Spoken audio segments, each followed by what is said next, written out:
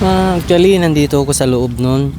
Ngayon, may isang nagtitinda na ice candy dun. Ngayon, pumasok dito, humihingi ng tulong kasi may nalulunod. Pumasok dito, kumuha ng lubid. Tapos, tumakbo ako dun, papuntang dagat. Nakita ko yung tatlong tao na nalulunod, tatlong babae. Ngayon, pumunta ako agad. Nakita ko yung pangyayari. Hindi ako nagdalawang isip na isagip sila. And then, yun. Pumunta ako ng tubig agad para isave yung tatlong tao. And then, sa sobrang lakas ng agos nga, bumalik pa ako kasi wala akong dalang pang save sa kanila. Kaya kumuha ako ng isang galon na yung lalagyan ng inumin, water. And then, dalawang life vest. Yun ang pinangsagip ko sa kanila. And then, doon kami kumapit, doon sa galon. At naisip ko silang tatlo. Pero yung isa is, wala na, lubog na doon sa tubig. Bali, nasagip ko na rin, patay na. Yes po. Actually, yung hindi dahil din sa kanya, siguro hindi ko rin masisip yun kung hindi ko narinig. Yung humihingi ng tulong. And then, tumakbo ko doon sa tubig. Para isip yung tatlong tao yun. Anong pumasok sa isip mo nun, sir, nung tinatawag ka dito? Syempre kahit sino naman humihingi ng tulong, kailangan nating tulungan yung kapwa din natin na tao. Hindi nga ako nagdalawang isip na parang hindi yung natakot, nangamba, ang nasa mindset ko is isave sila. And then, nung sinagip ko sila, habang lumalangoy ako, sinabay ko na lang din ng pagdadasal. And then nasip ko sila. Hindi rin kami napabayaan ng ama na kahit papano kompleto kami na naisip ko yung dalawa. Opo. Sir, bali anong oras exactly po ito nangyari? Siguro mga ganitong 12 or 12 alas 12 pasado, ganito rin.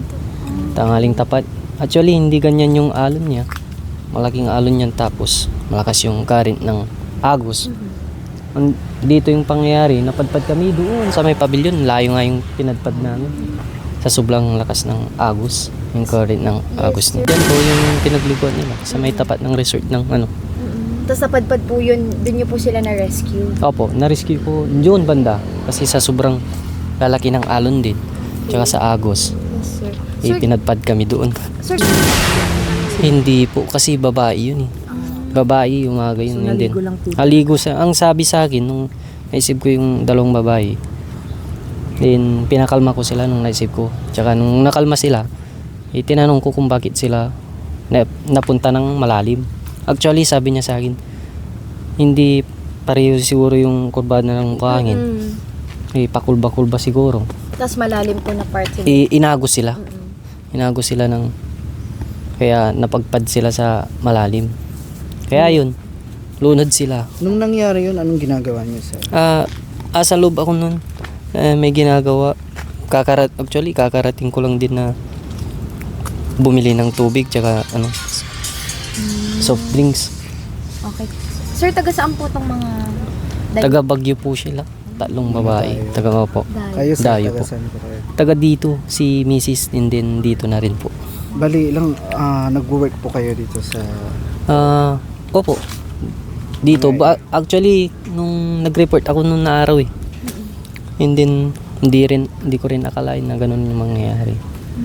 And, Nung na-save niyo sila, ano namang naramdaman niyo, sir? siyempre, unang-una, dasal pa rin ng dasal. Siyempre, sa sobrang lakas ng alon, tagal din kami sa tubig nung naisip ko sila. Sa sobrang pagod ko din. Siguro, umabot kami ng 25 to 20 minutes sa katagal. Ganun kami katagal kasi sobrang lalaki ng alon tsaka agos. Hindi na rin ako natakot yung parang hindi na pumasok sa isip ko. Ang mindset ko lang kasi isip sila. Ganun na lang siguro. Siyempre, unang-una kung hindi ka marunong lumangoy, dito ka lang sa gilid. Huwag ka pumunta ng malalim para iwas sa aksidente.